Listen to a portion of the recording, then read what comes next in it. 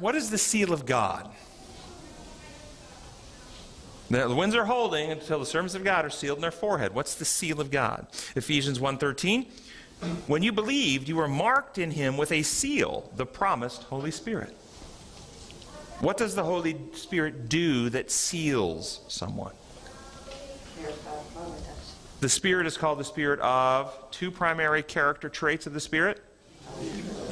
Truth and love. Truth and love. Jesus said that it was expedient that I go. If I don't go, the Comforter won't come. When the Comforter comes, he's going to do something specifically. He's going to take what is mine and make it known to you. And what does Jesus possess by his achievements as a human being that we all need? Perfect human character. Remember Hebrews 5:8-9? Once he was made perfect, he became the source of salvation for all who obey him. Made perfect. Wasn't he always perfect? No, Jesus was always sinless. Remember, Bible perfection is maturity of character. And character cannot be created. It must be developed by the free will choices of the sentient being. And Jesus, as a human being, went through life making choices, being tempted in every way just like we are, yet without sin. And he faced those temptations. With every one of those temptations, he chose God's perfect design, perfect love. Greater love is no man that he give his life for a friend. And Jesus chose to give his life rather than act to save himself. Thus he restored in the humanity that he possessed the perfection of God's design for all his beings, including human beings.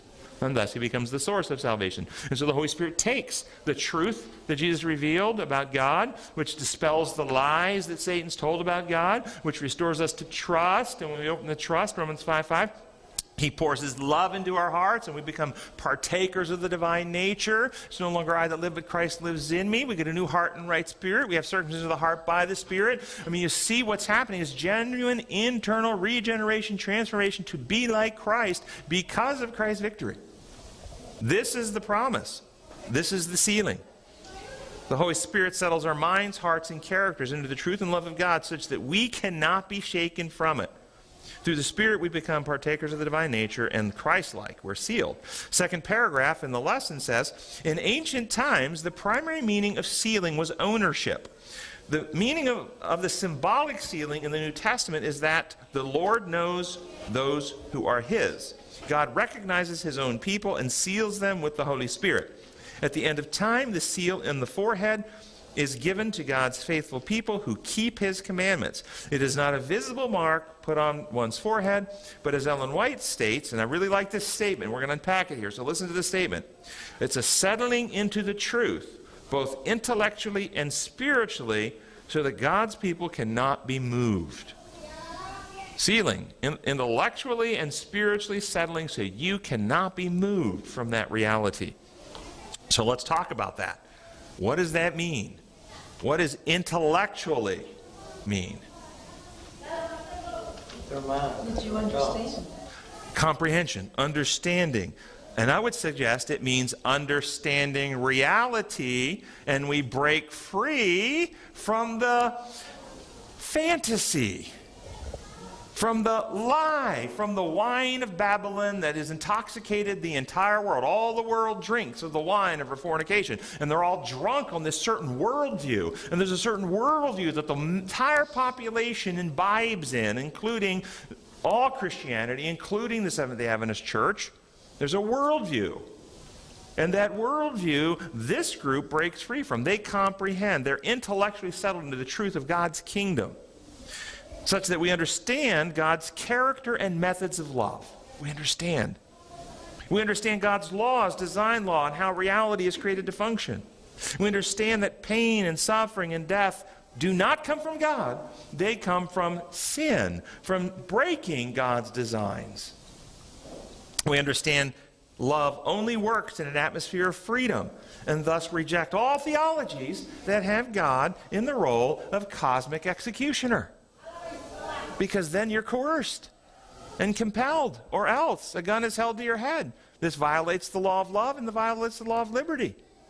So this group intellectually understands all this and more. What spiritually means, settled spiritually. Intellectually, you comprehend it. spiritually, you've incorporated it into your character such that we love, that we practice who we are in heart. We would rather die than coerce another. We would protect somebody else's freedom to believe differently than us rather than use rules or policies or politics to punish people who believe differently than us. Thus the saved are described in Revelation with these words, Revelation 12:11. These are they who do not love their life so much as to shrink from death. That survival drive, that need to protect self has been replaced with love, and they would rather die than live outside of God's design. And partly spiritually could be actually having a relationship with God. Well, you can't have what I just said without a relationship with God. But I just wanted to clarify that, because there's an intellectual, spiritual kind of people who understand or believe they do and feel like they get it and so on, but they really don't experience a relationship with God every day. They don't interact. They read the Bible for facts, but they don't understand that it's a conversation. Those are the 5 foolish virgins in the parable. They had their lamps, but they didn't have oil. They're intellectually into the truth, but they're not spiritually into the truth. They're not indwelt by the Spirit in a living relationship, as you're describing. And the guy at the door, when they tried to get in, said, I don't know you. Well, really, it meant they didn't know him. But knowing God is more than just an intellectual understanding about God. It's recognizing his voice when you hear it, because you've heard it so often already.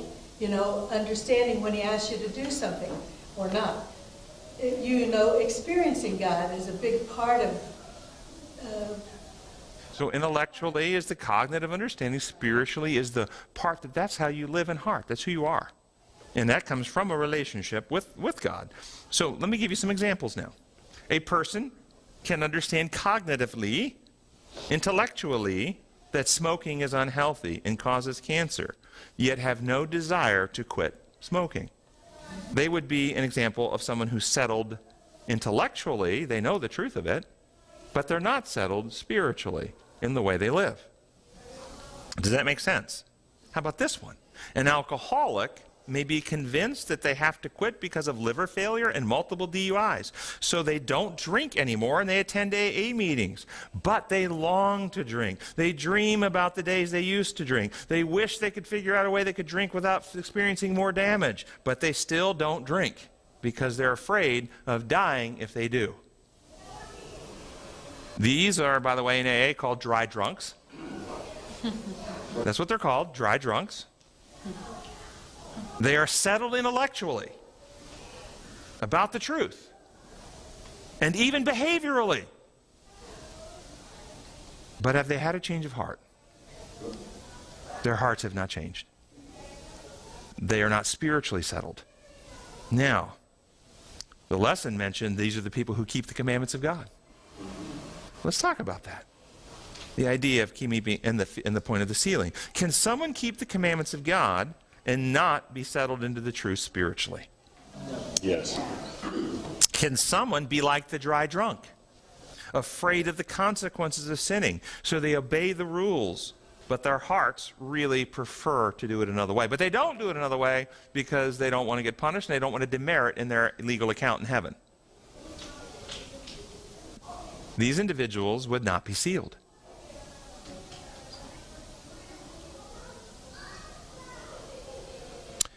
What is the mark of the beast? Settling into mind and heart the methods of the beast. Coercive imposition and willfulness to punish others who disobey the rules that you think they should follow. The beastly methods of human governments. Third paragraph says, the faithful of God sealed people has been tested in every generation. However, the test of faithfulness in the final crisis will be the keeping of God's commandments. In particular, the fourth commandment will become a test of obedience of God. As the Sabbath has been the sign of God's people in biblical times, so will be a sign of loyalty to God in the final crisis. You know, we couldn't escape this discussion. You see, this particular view, what law lens do you look through?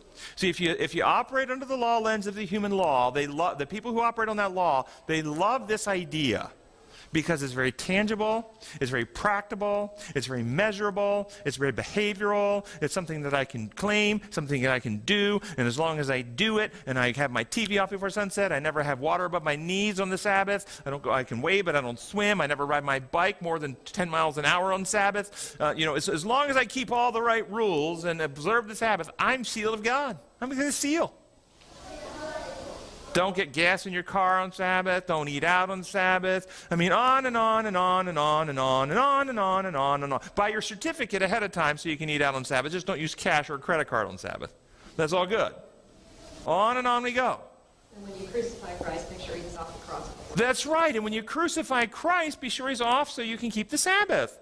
This is exactly the corruption in the Adventist church. Because I would say, when you think about the Sabbath as a seal of God, what law lens are you understanding the Sabbath through? If you run the Sabbath through the human law lens and teach it like human law, this is a rule that God made up. It's sacred to him because he's holy, and he will monitor your behaviors to make sure you adhere to this rule. And if you break this rule, God will punish you for breaking the rule. You are actually promoting the system of the beast.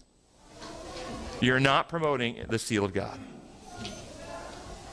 If I was just curious about, the Bible talks about the mark of Cain. The difference between the use of the word sealing and marking. Cain was all upset because now, he really didn't want to ask his brother for the sacrifice because he was the gardener and his brother was the shepherd, and he'd have to ask his brother to give something to the Lord, and he didn't feel like asking his brother.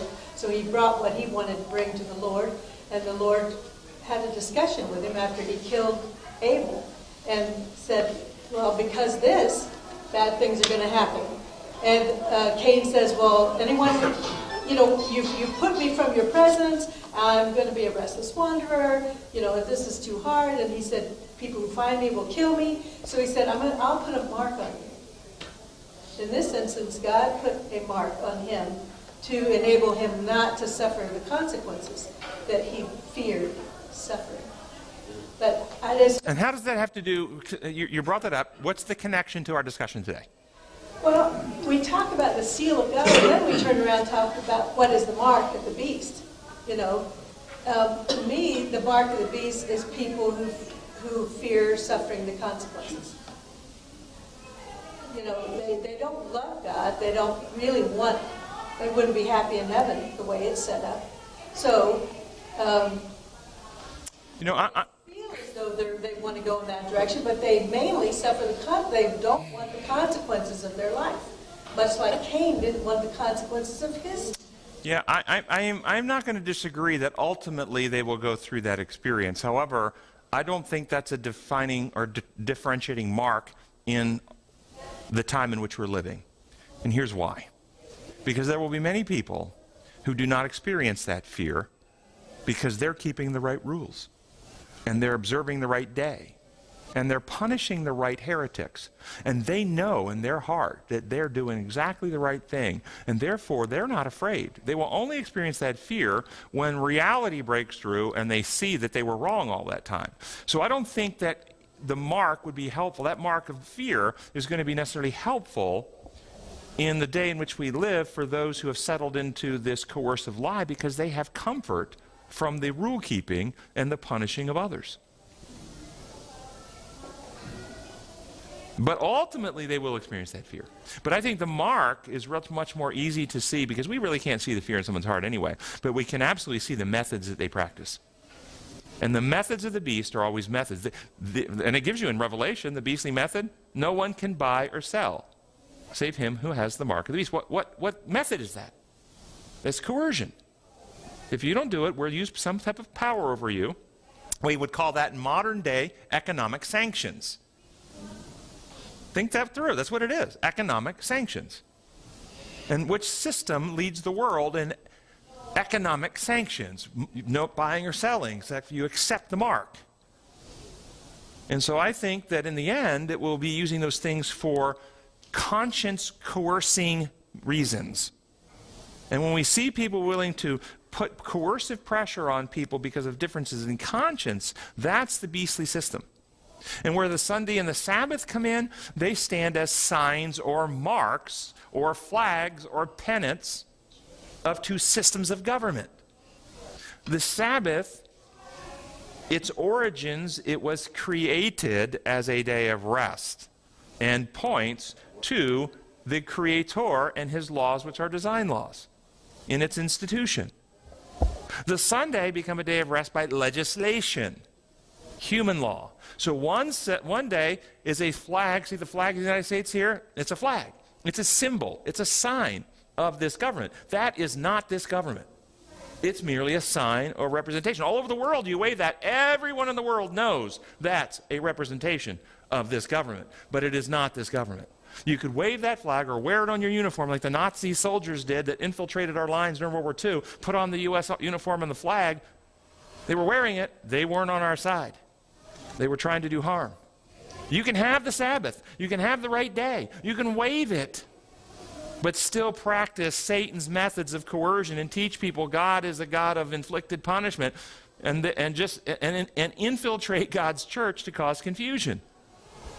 The true Sabbath keepers are those who represent the government of God for which the Sabbath stands and is a sign. And the government of God is truth, love, freedom. These are his principles. And this is how he wins. And so the true Sabbath keepers all week long practice those principles and how they treat others.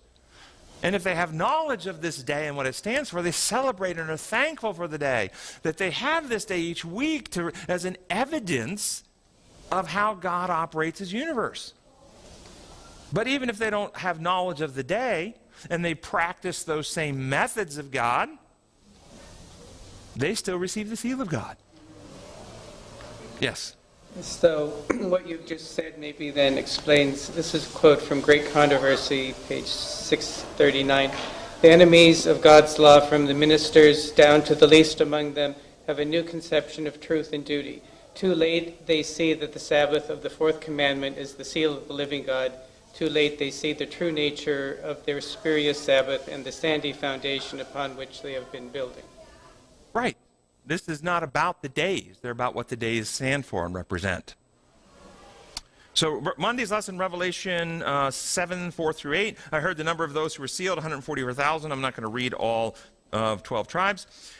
This is a symbolic or literal number. Revelation chapter 7, a reading from the Remedy.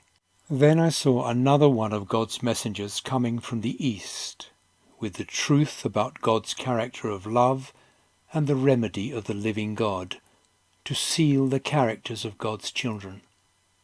He called in a loud voice to the 4 angels who had the power to harm the land and sea by releasing the winds, "Hold, and do not harm the land or sea until we seal the minds of God's helpers and spokespersons, settling them into the truth about God's character and methods of love, so that nothing can shake them from it." After the spokespersons for God were sealed, the 4 winds were loosed, and I saw before me a great multitude, one to God from the witness of God's spokespersons. They were more than anyone could count, from every nation, tribe, people, and language, standing before the throne and in front of Jesus the Lamb. Their characters had been purified to be like Jesus, symbolized by the wearing of white clothing, and they were holding palm branches in their hands, indicating their praise and acknowledgement of Jesus as King.